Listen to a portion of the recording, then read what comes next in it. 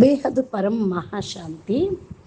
Cosmic algorithm అనగా ఈ సృష్టిని నడిపించే సూక్ష్మమైన దివ్య నియమాల వ్యవస్థ అని చెప్పవచ్చు.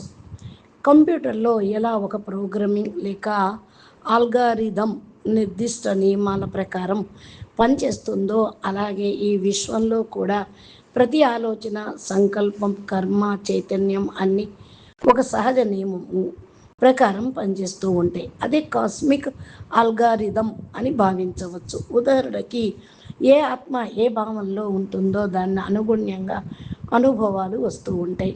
మంచి సంకల్పాలు శాంతిని ఇస్తాయి, చెడు సంకల్పాలు బాధను ఇస్తూ ఉంటాయి.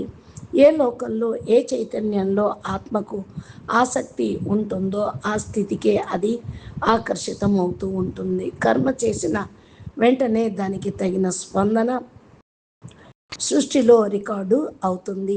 ఇది ఎవరో వ్యక్తిగతంగా కూర్చొని తీర్పు చెప్పడం కాదు. ఇది సృష్టిలో సహజంగా పనిచేసే నియమ వ్యవస్థ.